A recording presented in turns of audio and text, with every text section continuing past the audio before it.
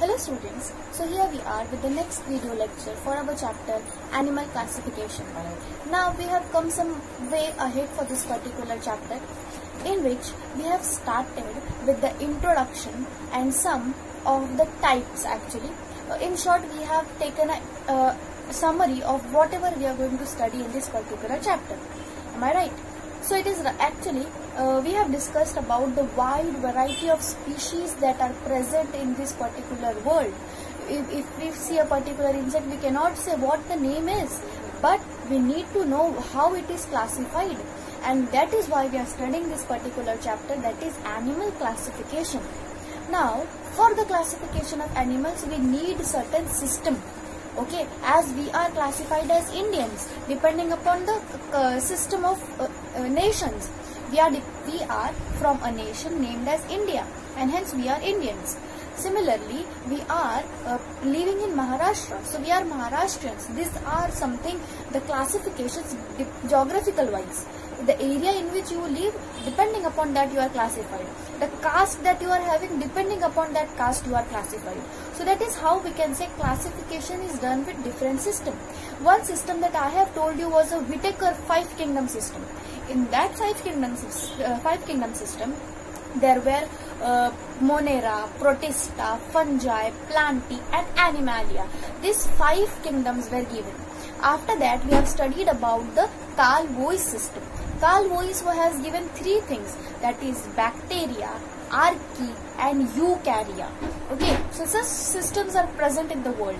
Aristotle has given the artificial system of classification, while Linnaeus and other scientists have given the classification as natural classification system. So this is how classification is taking place. So here in your lecture, we are going to study the animal kingdom. Okay, the kingdom which is named as Animalia, and that kingdom, how it is classified in different depending upon the various criteria that we are going to see. So yesterday we have studied various criteria also. Before going to that criteria, there are 2 main types in which animals are classified, that are chordates and non-chordates. So these non-chordates are the one that does not have notochord, and these chordates are the one that have notochord. Notochord is the one around which the nerve cord is actually wounded, or nerve cord is connected to the notochord. Nerve cord is present in every organism. The organism in which notochord is not present, notochord present नहीं है, तो उनका nerve cord ventral side पे आ जाता है. अगर ये एक कॉकरोच है, ये ऐसे चल रहा है, तो this is its ventral side. यहाँ पे उसका nerve cord आ जाएगा. But cockroach is a chordate. Cockroach is a chordate, इसीलिए उसके पास नोटोकॉर्ड है, तो उसका नर्व कॉर्ड डॉर्सल साइड पे रहेगा, उसका हार्ट वेंट्रल साइड पे रहेगा. मेरा वेंट्रल साइड आगे वाला है, पीछे वाला डॉर्सल साइड है. I am also a chordate, I also have a notochord. So this is what I have studied, we have taken this yesterday. So now various criteria we have gone through, and those criteria were grades of organization, body symmetry, germ layers, body cavity and body segmentation. कौन से organism में किस type की body segmentation है, depending upon that उस organism को हम classify करेंगे. ओके, किस उस ऑर्गेनिज्म, मतलब हम किस पर्टिकुलर, फॉर एग्जाम्पल मैंने कल आर्थ्रोपोड का एग्जाम्पल बताया था. Arthropods are something, the cockroaches, butterfly and spiders and all this will come in the arthropod. तो अब आर्थ्रोपोड के क्या कैरेक्टरिस्टिक्स है, आर्थ्रोपोड्स की ग्रेड ऑफ ऑर्गेनाइजेशन क्या है, आर्थ्रोपोड्स का बॉडी सिमेट्री क्या है, आर्थ्रोपोड्स का जर्म लेयर क्या है, आर्थ्रोपोड्स की बॉडी कैविटी कैसी है, और आर्थ्रोपोड का बॉडी सेगमेंटेशन कैसा है. अगर आप शॉर्ट नोट लिख रहे हो एग्जाम में, if it is or write a short note on arthropod. This is one of the phylum. Okay, so you have to know that what these 5 characteristics are shown by that arthropod. और अगर ये आपको 5 याद है तो आप easily short note लिख पाओगे. तो एक्चुअली ये 5 क्या होते हैं वो आज हम देखेंगे. ओके, जैसे आर्थ्रोपोड मैंने कहा, वैसे बहुत सारे फाइलम होते हैं. एक तो सारे एनिमल्स एक किंगडम में आते हैं. What is the kingdom? Kingdom named as Animalia, and in that Animalia there are 2 classes, that is kingdom that is chordates and non-chordates. So जो non-chordates है एक्चुअली उन non-chordates में यहाँ पे 10 अलग अलग फाइलम है non-chordates के. अब ये फाइलम को हम कैसे क्लासीफाई करेंगे वो देखेंगे. और सब किंगडम chordates में आगे 3 ऐसे सब फाइलम है. फाइलम एक ही है, सब फाइलम 3 है, इसमें फाइलम 10 है और no subphylum are present.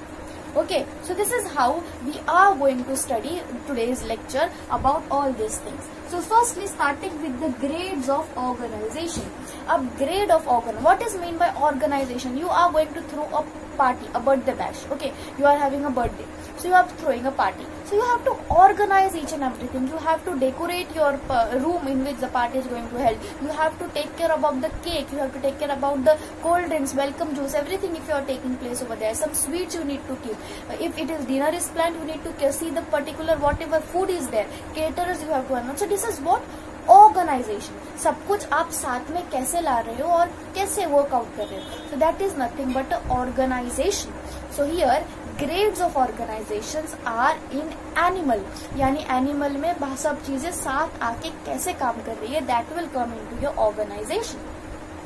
So here organization are of 5 types. I hope you can distinguish 5 types.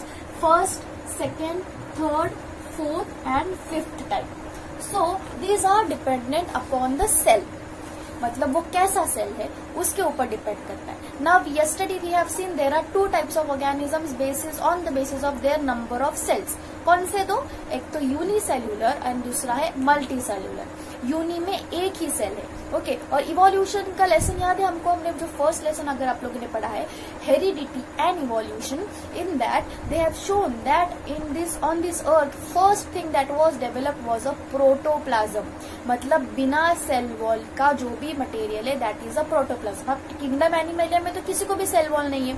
Everyone is without cell wall, right. कल हमने क्लासिफिकेशन देखा था. You can open your books if you have noted down yesterday's thing, और I have send the photograph access to that photograph. Then cell without cell wall animalia वाले आते हैं. Cell wall के साथ फंजाई और plants आते हैं, autotrophs और heterotrophs respectively. We can say और not respectively, autotrophs plants, heterotrophs fungi. So जो किंगडम एनिमेलिया सेल वॉल के बिना है तो उनके पास सिर्फ प्रोटोप्लाज्म है अगर वो एक ही सेल है. सो इस ऑर्गेनिज्म में जिसके पास सिर्फ एक ही सेल है उसे हम कहेंगे प्रोटोप्लाज्मिक ग्रेड ऑफ ऑर्गेनाइजेशन. उसका ग्रेड है प्रोटोप्लाज्मिक ग्रेड. और ऐसे यूनिसेल्युलर ऑर्गेनिजम्स कौन से हैं? So amoeba is there, paramecium is there. So these are the unicellular. एक सेल है उनके पास, सेल वॉल नहीं है, and they are protoplasmic organization. Now or every time you write the name of any organism, underline the name. Okay, scientific name है तो उसको भी underline करना important है. italics में लिखा जाता है और या फिर underline किया जाता है. If you cannot write in italics, you should underline it. Okay, this is a very basic thing while you are learning and expressing science. Okay, so next this was the first grade, that is protoplasmic grade. Second grade is a cellular grade. Now हमारी body का सबसे basic unit कौन सा है? Cell. Cells come together to form a unit. So ऐसे कुछ cells एक साथ आए हैं but they have not form particularly a tissue. That time that organisation is called as a cellular grade organisation. मतलब here they have shown that tissues are not formed. Multicellular है ये, बहुत सारे sales साथ में आए हैं but वो मल्टी सेल्यूलर है पर उसके पास कोई टिश्यू नहीं है. So the example for this is the phylum Porifera. सबसे पहला फाइलम यहाँ पे देखिए, यहाँ पे प्रोटोजोआ के बाद सेकेंड फाइलम जो है वो पोरीफेरा है. सो ये मतलब प्रोटोजोआ सबसे प्रिमिटिव है. प्रोटोजोआ में आ गए हमारे अमीबा और पैरामोशियम. सो फर्स्ट वाले किंगडम का है प्रोटोप्लाज्मिक ग्रेड. अब सेकेंड किंगडम जो पोरीफेरा है उस पोरीफेरा का ग्रेड कौन सा आ गया? Second one, that is cellular organisation. अब ये जैसे जैसे हम आगे बढ़ेंगे वो डेवलप होते जाएंगे, आगे आगे के उनके ग्रेड्स आएंगे. So this was protoplasmic, this is cellular grade phylum Porifera. Porifera क्यों नाम रखा है उसको हम देखेंगे. एक्चुअली पोर्स आर देयर, ऐसे इन एनिमल्स में एक्चुअली पोर्स होते हैं, स्पॉन्जेस जैसे वैसे. Next is the cell tissue grade organisation. Cell tissue, यानी अभी सेल्स एक साथ आके मल्टीसेलुलर ऑर्गेनिज्म तो है, साथ ही उसका टिश्यू भी फॉर्म हुआ है। ऐसा एग्जांपल एक है जेलीफिश का। You must be knowing what is jellyfish. So this is a jellyfish, bell, tube, muscle line, tentacle और oral arms are there, some gonads are there for reproduction, then intestine is there, mouth is there. So this is how tissues बन गए हैं छोटे छोटे। So this is the cell tissue grade organisation. अब ये phylum है Cnidaria. Check your text books. After this Porifera, Cnidaria is there. So first protozoa, which is having our protoplasmic grade. Second is porifera, which is having cellular grade. Third is nidaria, which is having cellular tissue grade system. Okay, next is the tissue organ grade system.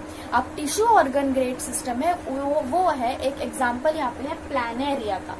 Planaria actually एक worm है। You know what worms are? Most of the time ascariasis जैसे disease होती है, disease का नाम है ascariasis.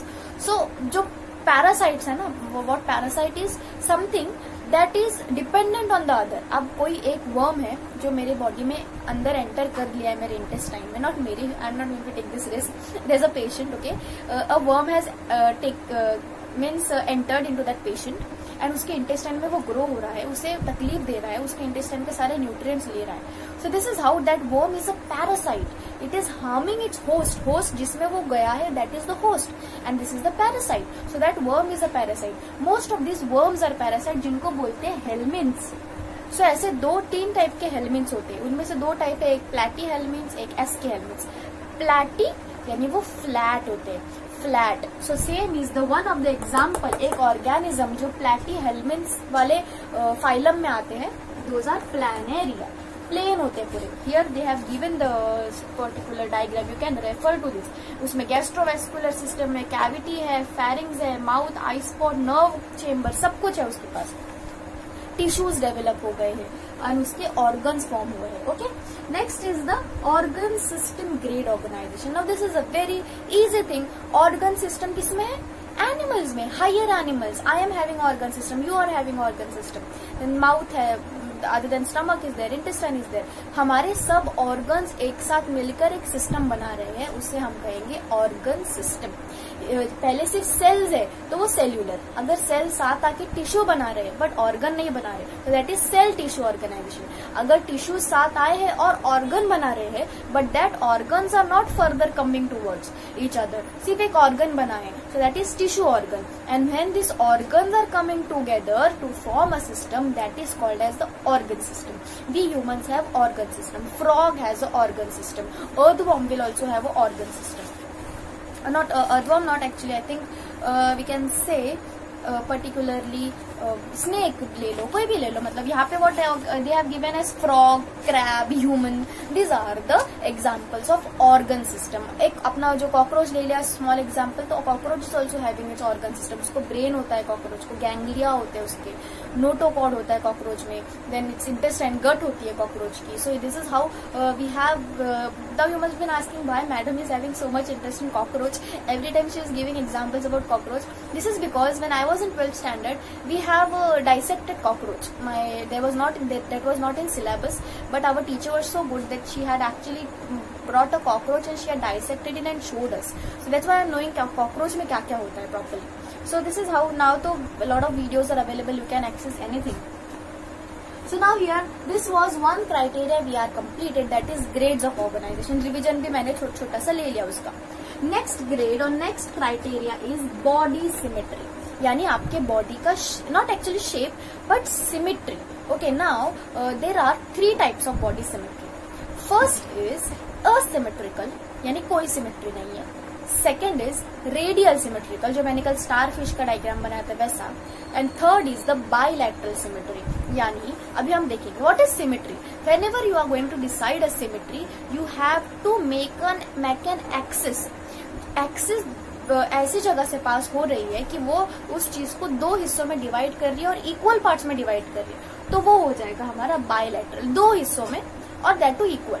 For example, if you will cut me, okay, you don't need to cut it, but if you cut me here or you make an axis from my side, so you will have 2 different parts, and this part will also have 1 eye, half nose, some half lips, some 1 ear, some of the hairs. So this is how we can say if we are cutting a human in between, or take a goat, or take a dog, or any animal which is higher animal, उसको हमने ऐसे किया, axis बनाया बीच में से, so that will give two equal parts and that is a bilateral symmetry, जैसे मैंने यहाँ पे ड्रॉ किया है. Radial symmetry, what is radial symmetry? So from the centre if you put any cross, तो वो दो इक्वल पार्ट्स में होना चाहिए. फॉर एग्जाम्पल अगर ये मैंने स्टार तो यहाँ पे ठीक से I think not, it's not able to be drawn here, I will draw. So अभी ये यहाँ से मैंने उसको एक सिमेट्री यहाँ दे दी और एक सिमेट्री ऐसे दे दी, so the parts that are going to form are equal. Okay, so this is how I can not say this was improper, I am sorry. यहाँ से अगर हमने इसको ऐसे प्रॉपरली रेडियल सिमेट्री, यानी उसके एक्सिस के मिडिल में से ऐसे मैंने एक rod, for example I am having a rod and I have spoke the rod into it और उसको क्रॉस कर दिया, तो आप जहां से भी आप निकालोगे उसको कट करोगे, so that will form the axis of symmetry. Okay, एक पर्टिकुलर एक्सिस है उसका, और वहां से what they have shown is imaginary cut passes through the central axis but any plane of body. Okay, यानी वो सेंट्रल जो एक्सिस है वहां से वो प्लेन पास होगा. That is how we can say. और फिर ऐसी सिमेट्री को कहेंगे हम रेडियल सिमेट्री. यहाँ पे you can say they have drawn certain, ऐसे ऊपर से 3D व्यू इसका होगा. And next is the asymmetry. Any of the organism you are making an axis, but वो एक्सिस बनाने के बाद आपको दो पार्ट तो मिल रहे, but both parts are unequal, they are not equal to each other. So this is how we can say those are asymmetrical thing. Okay, so this is one particular thing. For example, take a paper ball, crash the paper ball completely and then cut that. Okay, अभी cut तो I don't know properly होगा कि नहीं, but if it is cut, you can say there are two unequal parts. So that is how amoeba का कोई proper shape नहीं है, paramotion का proper कोई shape नहीं है. So this is how we can see that when we will cut them, asymmetrical two parts are formed. Example उसके protozoa आ सकते हैं. फिर रेडियल सिमेट्री के एग्जाम्पल एक इकिनो, जो स्टारफिश है वो फाइलम इकिनोडर्माटा में आती है. ओके, सो ये एक स्टारफिश एग्जाम्पल है रेडियल का. बायलैटरल में तो humans are there, goat is there, dog is there. Okay, so you can take in mind. Next is the germ layers. Now germ layers also we have studied yesterday are of two types, diploblastic and triploblastic. Blastic related with layers.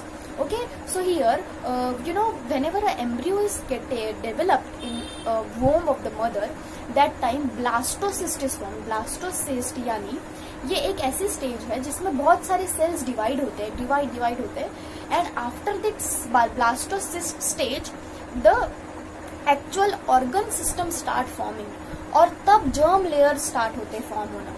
Okay, blastocyst एक तरह से वो dormant है, अंदर cell उसके divide हो रहे हैं बट कोई डेवलपमेंट नहीं है उसका. जैसे हमने अमीबा में सिस्ट फॉर्म होता है देखा ना in the reproduction system. So that time that cyst, blastocyst, उसके लेयर्स अंदर फॉर्म हो रहे, सेल्स फॉर्म हो रहे, एंड उसके बाद जर्म लेयर्स तैयार होती. मीजोडर्म यानी middle layer, ectoderm in outer layer and endoderm is the inner layer. तो मोस्ट ऑफ द मतलब हमारे अलग अलग ऑर्गन्स अलग अलग डर्मल लेयर से बाहर आते हैं. मीजोडर्म से समझो हमारे for example gut intestinal system आता है. So this is how our skin वो एक्टोडर्म से आती है. So this is how we can say germ layers. So जो एम्ब्रियोनिक स्टेज में ऐसे स्टेजेस होते हैं, दैट इज एक्चुअली डिप्लोब्लास्टिक और ट्रिप्लोब्लास्टिक, हम उस तरह से डिपेंड करते हैं. तो जो एनिमल्स के बाद दो लेयर्स है, एक है एक्टो बाहर की, एक है एंडो अंदर की. मीजो नहीं है, बीच में कुछ नहीं है. बीच की जो लेयर है that is a dead cell layer. Such organisms are having diploblastic germ layer and the organism that are having 3 layers. मैंने अलग अलग उनको डिजाइन दिए हैं. This is ectoderm, this is mesoderm and this is endoderm. So ये 3 layers है तो they are triploblastic. 2 है तो diplo, 3 है तो triplo. Example of diploblastic is actually all cnidarians. Now see here, third number है इसका ऑल नाइडेरियंस. ये जो नाइडेरिया है यहाँ पे डिप्लोब्लास्टिक है. And they are saying 3 germ layers are formed in the mesoderms. So ये नाइडेरिया को छोड़ के जो बाकी सारे Platyhelminths, Aschelminth, Annelida, Arthropoda, Mollusca, Echinodermata, Hemichordata. So जो this is not a language. but a scientific language which you have to learn. ये सब learn करना है आपको phylum. So this is how सिर्फ नाइडेरिया के पास डिप्लोब्लास्टिक है, बाकी कोई भी फाइलम आप डिप्लोब्लास्टिक के एग्जाम्पल में एग्जाम में लिख सकते हो. Next criteria is the fourth criteria, that is body cavity. Now body cavity is in scientific language is called as a coelom. Now whenever I will say coelom, you should remember that it is a cavity. Body cavity word use नहीं करने मिलना चाहिए, हम इतनी deep scientific study कर रहे हैं, so we should use words like coelom. Okay, so here are three types of organisms basis of coelom: eocoelomate, acoelomate and pseudocoelomate. eocoelomate यानी प्रॉपर कैविटी है उस ऑर्गेनिज्म में. Okay, so that is eocoelomate. coelom proper cavity है, true cavity है, that is coming in the Annelida. Annelids का एक example है अपना अर्थवॉर्म. ओके, सो एनेलिडा. इसके पहले फाइलम लिखना चाहिए. Whenever you are writing the name of a phylum, write phylum before it. Phylum Annelida, phylum Porifera. Acoelomate यानी सीलोम ही नहीं है, कैविटी ही नहीं है, so those are example. Phylum Porifera है. ओके, पोरीफेरा है. फिर आई थिंक नाइडेरिया भी है उसमें ही. Porifera is there. Just a minute. Cnidaria is there. Platyhelminthes are there. Those are acoelomate, उनको सीलोम ही नहीं. अब प्लेटीहेल्मिन्स यानी एक एग्जाम्पल है प्लानेरिया, उसका platy flat worms, that is Planaria. So helminth यानी वर्म, प्लेटी यानी फ्लैट, फ्लैट वर्म, एक प्लानेरिया. अभी वो इतना फ्लैट है, उसमें कहां से कैविटी आएगी? So this is there acoelomate, no cavity is present. Best example you can give Platyhelminthes और Porifera, Cnidaria. These are the phyla. Next is pseudocoelomate, यानी एक तो उनके पास पूरी ट्रू कैविटी भी नहीं हम देख सकते, या फिर नहीं है ऐसा भी नहीं बोल सकते. सो ये दोनों भी नहीं है. So the pseudocoelomate is something, true और फॉल्स के बीच का जो होता है ना, that is pseudo actually. So this is a pseudocoelomate. Aschelminthes are the example of pseudocoelomate. Platyhelminthes जो होते हैं उनसे थोड़े थिक होते हैं वो, ओके, फ्लैट नहीं होते प्रॉपरली. सो एस्कीहेल्मिन्स वो भी राउंड वर्म्स होते हैं. So this is how we can say pseudocoelomate organisms are present. Here they have given certain example and the diagram. eocoelomate में proper cavity है, acoelomate pseudocoelomate में यहाँ पे endoderm है, pseudocoelom है यानी improper cavity है, and then endoderm और direct ectoderm mesoderm है, यहाँ पे कोई coelom नहीं है. So this is how body cavity is there. Next is body segmentation. अब body segmentation यानी segments इसको बोलते हैं small divisions को. सो जहाँ पे आप किसी एक ऑर्गेनिज्म की बॉडी को डिवाइड कर सकते हो ठीक से, those are actually the segments. You can divide them into the segments. When you play lagori, that time certain rings are there. Okay, big ring, उसके ऊपर छोटे छोटे रिंग्स होते हैं. So when you will see that rings, अगर आप उस ring को इमेजिन करो कि that the line of that rings जो हमने जमाया है ठीक से, those are a particular organism. So वो एक उसका ऊपर का है, वो एक सेगमेंट बनेगा. I hope you know what लगोरी इज. ऐसे सर्कुलर रिंग्स हम उसको पूरी तरह से बनाते हैं, and then at the end small rings are present. Lagori in love we throw it and we break it down, and फिर जमाने तक वो प्रॉपर अटैचमेंट करने तक फिर we beat the person who have to attach. So this are actually the segments. So similar segments are actually seen in the earthworms. Now you must be knowing earthworms are very thin structures. So actually when you will see earthworm in laboratory जो store किए होते हैं, जो जिन्होंने बहुत सारा chemical सोख लिया होता है अंदर, so those earthworms actually swell, and then after swelling you can see beautifully the segments are present. Such kind of segments are present on the earthworm. Earthworm are coming under Annelida, coming under Annelida. Okay, so this is how the criteria are done. 5 criteria. First, on the basis of system, grade of organization. Second is the symmetry. Third is germ layer. Fourth is cavity, and fifth is segmentation. Now, next lecture onwards, we are going to see actually the phylum starting from Protozoa, Porifera, Cnidaria, Platyhelminth, Eschyhelminth, और आगे के सारे ऐसे 10 है total. We'll see how we go through it and complete it. I hope you all have understood the lecture, and if there is any query, as always, as I tell you, you can ask me in the comment section or even contact me personally, whatever contacts you have. Thank you.